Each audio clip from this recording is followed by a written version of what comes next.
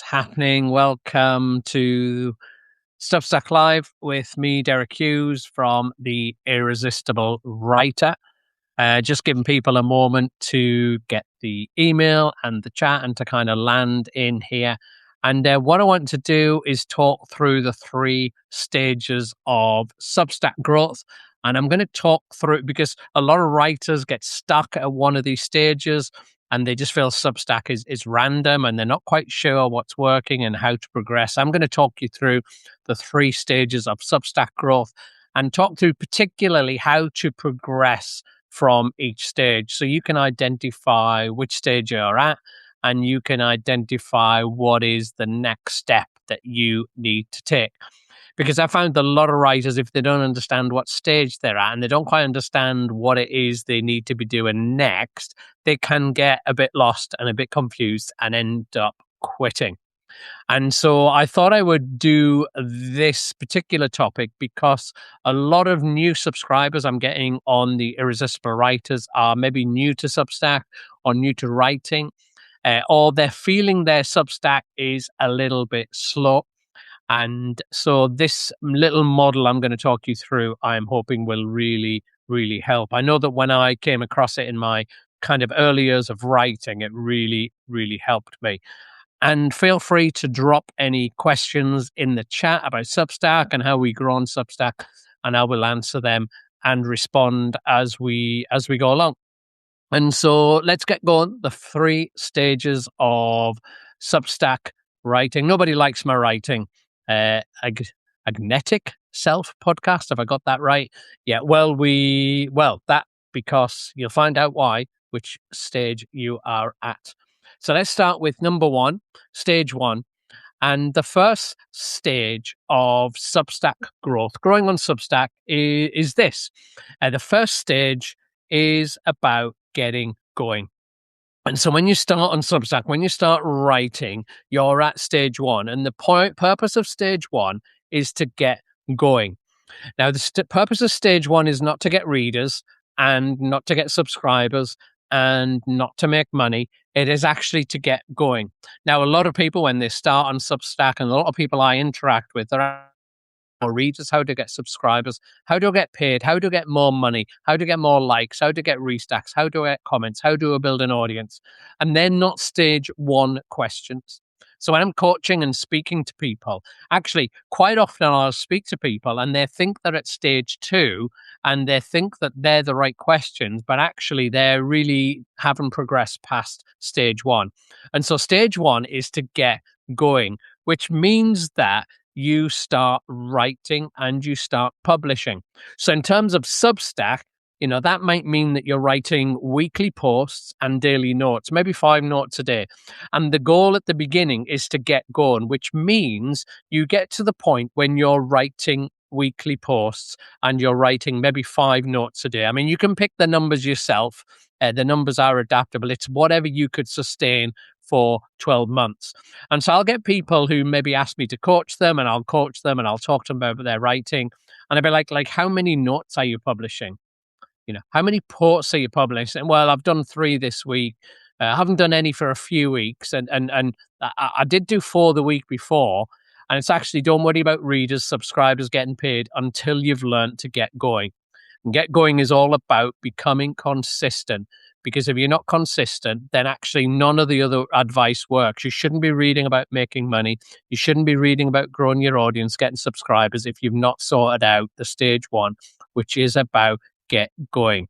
Because what happens at stage 1 actually is all sorts of issues. So we have the practical issues of actually how do I overcome procrastination? What do I write about? How do I learn to write a post that doesn't take me 7 hours and I can write it much quicker?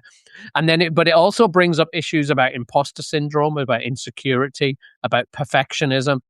And unless you deal with all that sort of stuff, so you can just get going and you can write weekly, you can write daily, you can conquer those basics, then actually you're going to struggle to reach an audience, make money, all that sort of stuff. And so stage 1 is to get going. And that means forget about an audience, forget about readers, forget about likes, just focus on get going. And it's good to pick a time frame for this. So I'm not one of those writers who'll tell you can build an audience in a weekend and you can be making your first dollar within the first week and you can make a side hustle within a month and you can quit your job within 3 months. In my experience, they're false promises. And in my experience, it takes a lot longer to grow your audience and to really build a business. I know that you could build an audience telling those lies, but actually telling the truth is it takes time. And the first step to get going is you need to lay down expectations of speed and expectations of results and be in it for the long haul. Because if you were writing every week on Substack, one or two posts, 5 notes a day, and let's imagine in 3 years you were still going, it's almost impossible that you wouldn't be successful at that point if you were consistent every day, every week for 3 years. The biggest danger is not getting an audience, it's quitting. And so what I always tell people is the first stage is to get going and stick it in the chat. Are you somebody who's get going? Are you at stage one where actually you just need to get consistent, where you're pumping out 1 or 2 posts a week, 5 notes a day, not just 1 day, 2 day, but like 30 days a month? And what I encourage people who are at stage one is to think about a time frame. Probably 3 months is a good one. You might want to go longer for 6 months and think, right, I'm in the get going stage for the next 3 months. And so actually in the next 3 months, my goal is to post 5 notes a day for 3 months. Not 3 days, but 3 months. My goal is to write 1 post a week or 2 posts a week, whatever your goal is, and it's to do it for 3 months. That means if you're posting a post a week, an article a week, that means you got 12 articles in order to get the kind of get going stage. And what that means is you forget about your audience. And Vicky's had an account for a while, but I'm just getting more active. And I hear that all the time. People saying, right, I'm going to get active this week. I'm going to get consistent this week. All right. And so you forget about outcomes and results and likes and subscribers and just say, right, for the next 3 months, I'm going to get going. And you decide what consistency looks like, but you set that as your goal. And so for me, the way that you do that, so actually, let me just backtrack. The reason that Get Going is so hard is it's quite hard to write for 3 months without any response.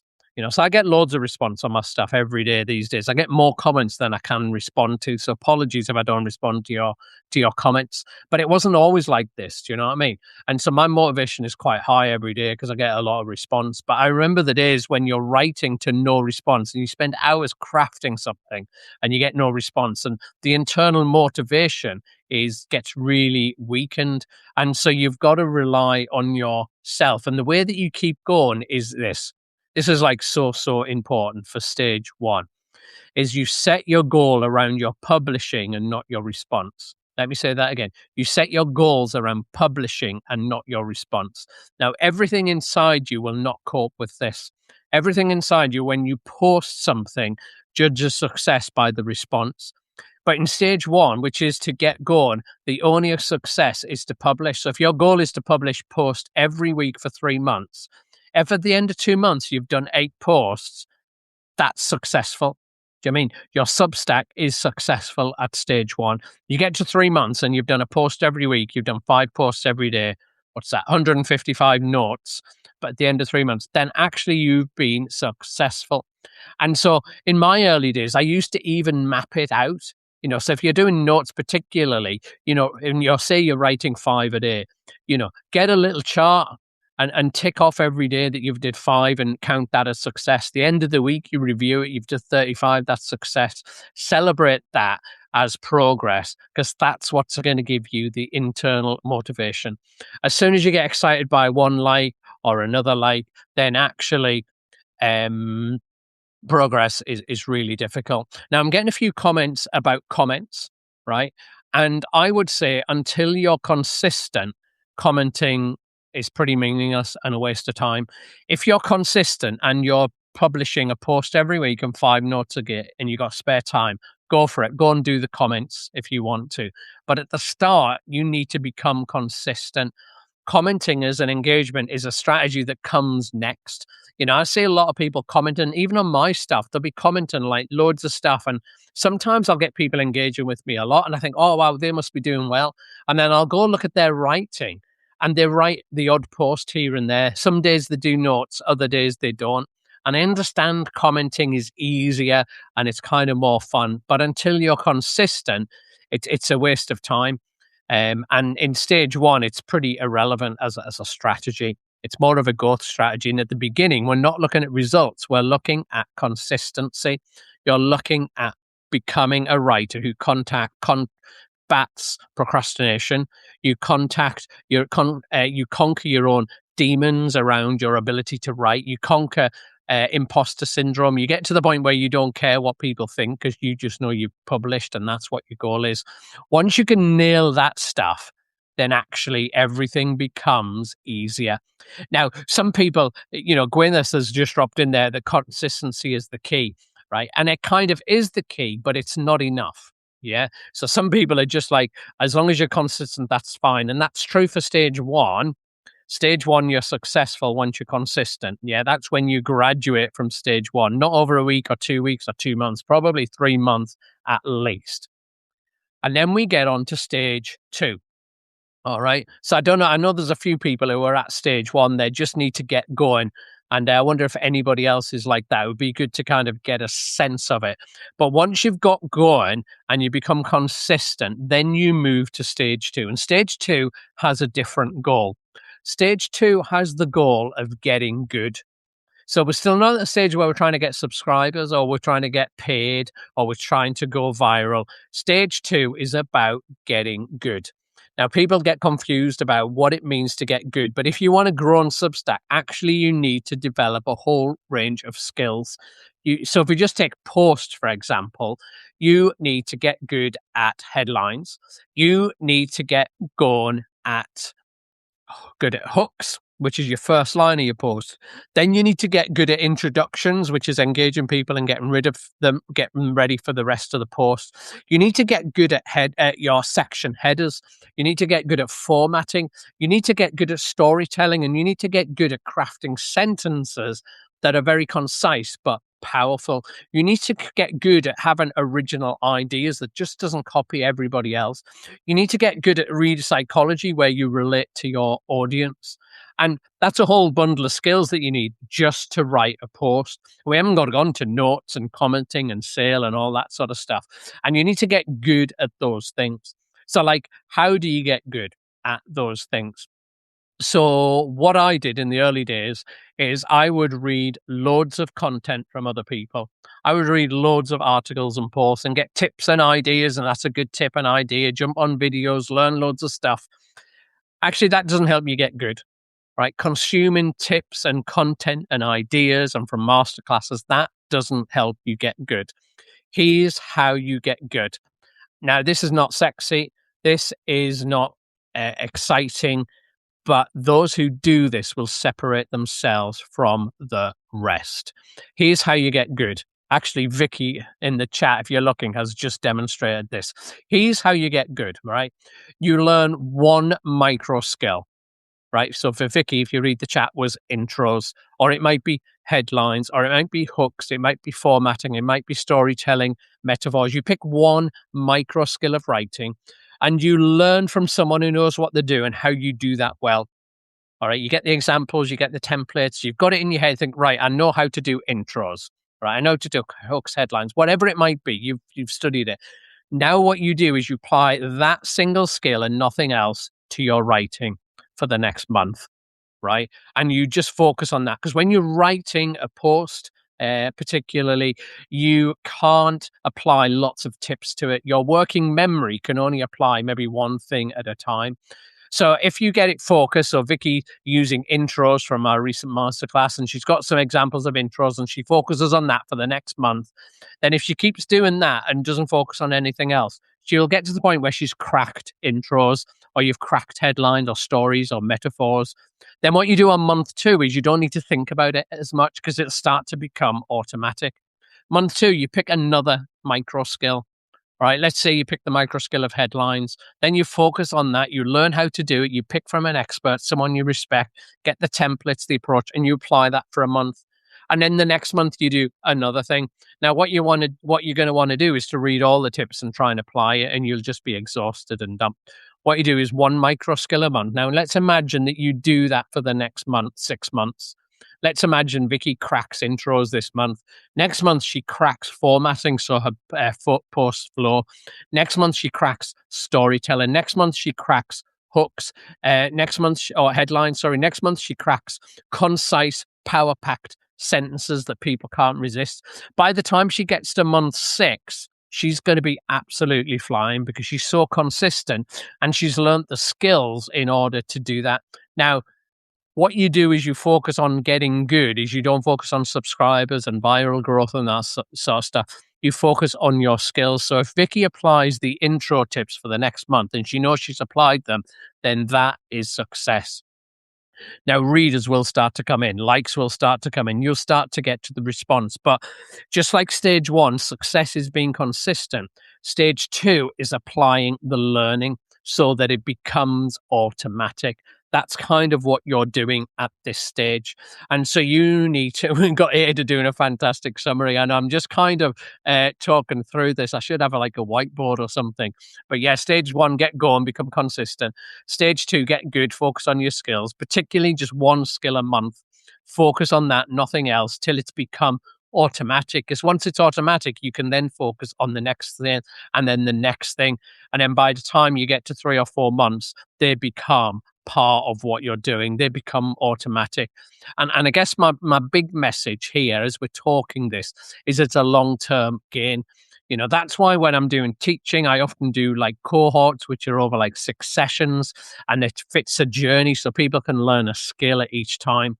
So let me just tell you, I'm about to tell you what stage 3 is, but just before I do that, I'm going to just post something in the chat because there we go, it's landed in. I've got a new cohort lining up in 11 days from 0 to paid, all about starting a business from scratch. So we're going to take people from identifying your ideal customer, how you build an audience, how you make money, 6 sessions. If you want to dive into that, I've just posted that in the chat, or DM me if you can't see that link, or if that link doesn't work.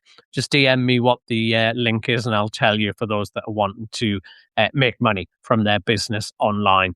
So here we go. Stage 3. All right. So we're now consistent. Hopefully you can see how this is building up. If we were just a bit more patient and we had expectations that it's going to take time to build our audience and to grow on Substack. Stage 1, we're consistent. All right. And we've overcome procrastination. And DM me, Robin, and I'll send you the link. And then stage 2, we're starting to get the skills. And initially, we feel a bit behind people. But as you build those skills, you're starting to get ahead of other people. And then one of the skills could be commenting. We talked about commenting earlier on. How do you comment in a way that you get recognized, that you build your credibility, that you get people interested in you? That could be one of the micro skills that you might get people interested in. And then we get on to stage 3, all right, which is the exciting stage. It's the stage everybody jumps to. It's the one they read articles about. It's the one I teach people a lot because it's the one that get most interested. And stage 3 is to get smart. So we get going, get good. Stage 3 is to get smart. And so now smart is all about systems, all right? So smart is about what sort of topics appeals to my audience and how should I structure my content over a month? Should I have a mixture of stuff? What do I focus on particularly? And how can I make that a bit more efficient so I don't just start from scratch? If you speak to any creator on Substack who's doing really well, who's got lots of subscribers, they don't just wake up randomly and write and post. They have smart systems. You know, so for example, one of my systems that I've had for quite a long time now is every month I look at stuff from the last month and I'll identify which headlines are working, which topics are working, and I'll do more of that in the next month. I look at comments for the same purpose. I look at my notes probably weekly for the same purpose. Then I'll think about how can I automate those things? How can I make that a bit more efficient? So sometimes that might be copy and paste and phrases into the file I will use for the next month. Increasingly, it's about using AI. So the posts that have done the best in the last week on notes, particularly, then I'll use them and I'll put them through my AI, my Substack writing engine, which will generate new notes for the next month. But because they've come from my high performers, then they're going to work even better. I'll gather all my best notes from the last 3 months and I'll repost them for the next 3 months because that's what has really worked well. And so that's saving me a load of time. When I'm writing the headlines, I don't start from scratch now. I'm repurposing ones that have worked in the past, or I'm using formulas that are working particularly well at the moment. And so that's all about systems and automations. And that's like accelerating. That used to be quite manual for me in the early days, but that's like accelerating now really fast with AI and how you can apply that to your systems. But unfortunately, a lot of people jump to that because it sounds sexy about efficiency and clever tips to kind of go viral, etc. But if it's not on a foundation of get good and it's not a foundation of get going, actually you're wasting your time. So if you're looking at AI tools, if you're looking at automations and all that sort of stuff, but you're not consistent and you haven't overcome procrastination, you haven't overcome imposter syndrome, then actually you're fighting the wrong battle. And so that's why it doesn't necessarily make me go viral more by selling this process of actually it takes longer and you've got to do it a bit at a time. If I just sold stage 3 and only did that, I would do really well on my Substack, but I wouldn't be helping people as much as I could be. And for me, the important thing is that I'm authentic with what I offer, and so if that's the sort of stuff that you want like authentic stuff that really works, that is probably slower than some other people to tell, but actually is faster in the long term. Because how many people have been circling run on Substack and they've been around for 3 months, for example? And it's like, actually, if you just followed my model from stage 1, you'd be ahead of that by now. So hopefully that is really useful to you. And I find that really helps people know where they're positioned. And once you know what stage you're at, you know what you need to do and you know the indicators of success before you can move to the next level. And that means you can resist a lot of the teaching on Substack. You can resist a lot of the dead ends and cul-de-sacs that some people will be sending you down just in order to get viral, etc.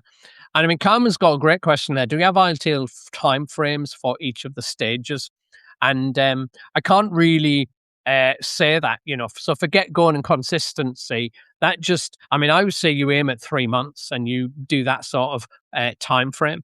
And if for 3 months you've been consistent publishing daily and weekly on notes and posts, then you're probably cracked that, as it were. And I would then probably say I'd focus on get good for about 3 months as well.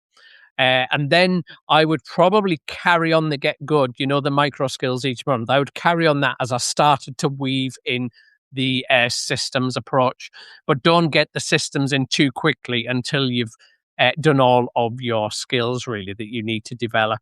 Otherwise, you just overwhelm yourself and you've got so many to-dos and tips, etc., that you can just be overwhelmed. And sometimes, it's the tortoise and hare thing, isn't it?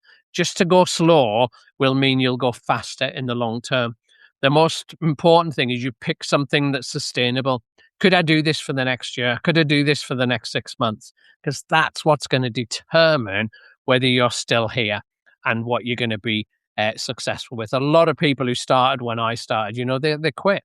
You're engaging and you're following them, and then actually they've gone AWOL for 3 months because it's really hard to keep going. I'm in the position now where just over 3 years is how long I've been writing online, and so now it's part of the course for me. And if you are writing in 3 years' time, you're probably going to be successful. You know what I mean? So that is like the goal, as it were. And yeah, I mean, Lulu is overwhelmed. A lot of people can be overwhelmed. So just pick the next step. Start with consistency, get going, focus on that for 3 months. Yeah, tortoise and hare, love that. And just progress it All right. Map out those 3 stages if you want over the next 6 months and just focus a bit at a time. So, like how I write my notes. So, I use my AI tool for my writing my notes. So, that is my 5-note fire starter. That's my main thing that I use. You can get it in my Substack writing engine. You can buy that in there if you want, or you can create your own. It's absolutely fine. And then what I do is I've a couple of times in the week when I will devote some time to generating a whole bundle of notes. When I've done my weekly review, I'll generate notes based upon what's worked in the past. I'll also have a time when I'm looking at what other people are doing, and I might get inspired and create some notes. And they all just go into a scheduler, and I'll post that maybe once a week so that that'll just drift in regularly. So I think that if you're writing notes, you should have specific times when you're going to write a whole bundle of notes. Do them by hand or have a AI to help you do that, because it's really about templates notes. Then I would always recommend AI is particularly suited for that. You got to be careful on posts and long form writing, but definitely the short form. It can really accelerate that sort of stuff. Can you post too much on Substack? So, Tina, you can post too much in terms of posts, your articles. So I wouldn't suggest you post them daily, because people will get overwhelmed with that in your inbox. 2 a week is a good format.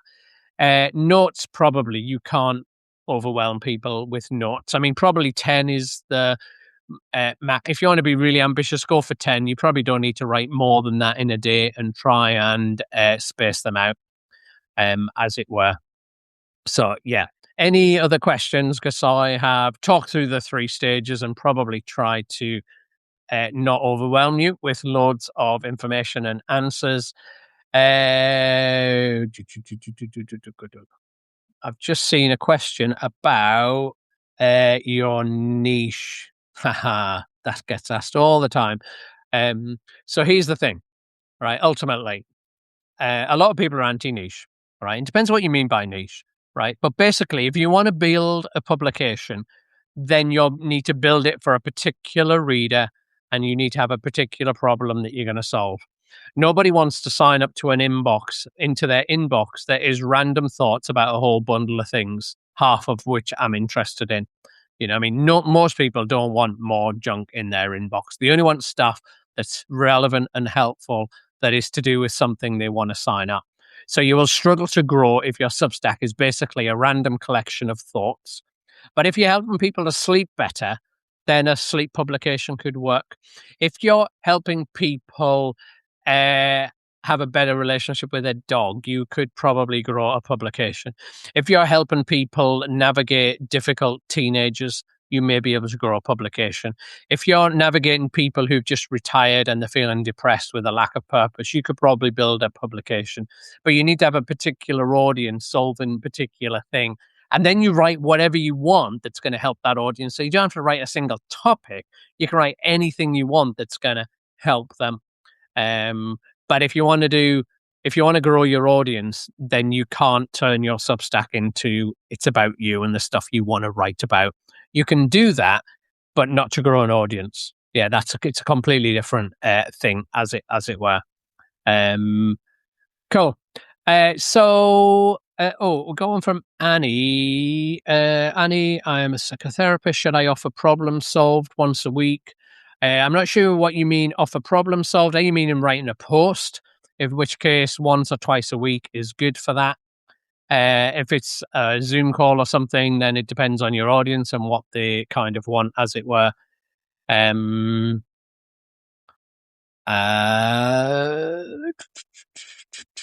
Thought we want to engage with the audience for comments. Yeah, once you get to stage 2, one of your skills can be how do you engage with your audience with comments?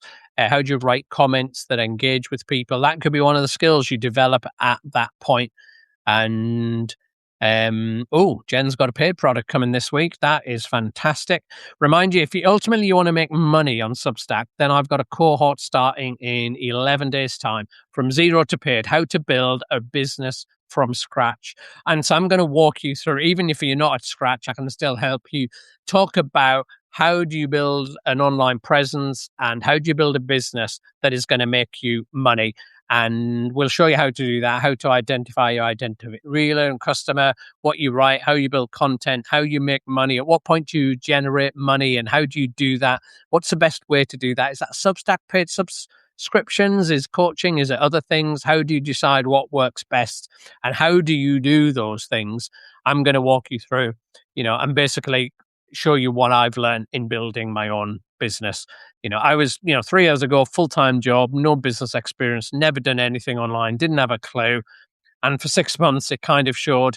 But gradually I experimented and figured it out, launched a few products, surprised myself by making some money. And now I earn enough to replace my 9 to 5 and probably work 2-3 hours a day doing that. And so I just want to show you how to do that of someone who was age 51, no background, didn't know what he's doing. So if you want all the kind of guru marketing speak, then I'm probably not your guy.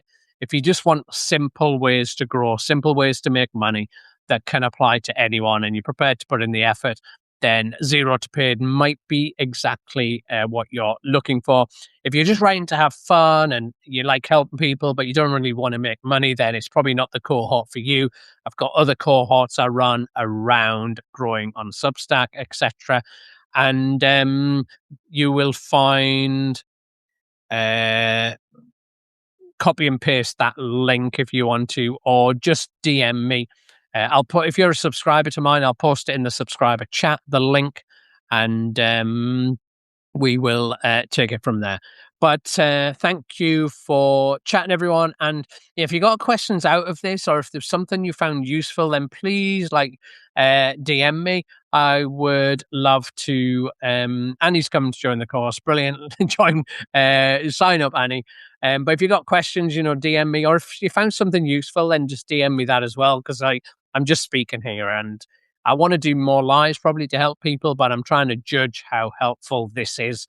I know a lot of people just do chats with other people and interviews, and I can do that stuff. But I think just giving some focused attention on the things that you need to know in a kind of honest, no nonsense way, hope that more people might be interested in that. And if you're not a subscriber, come and join the Irresistible Writer, and you got loads of free help and content where I share what's working for me. But other than that, have a fantastic day, and see you all soon.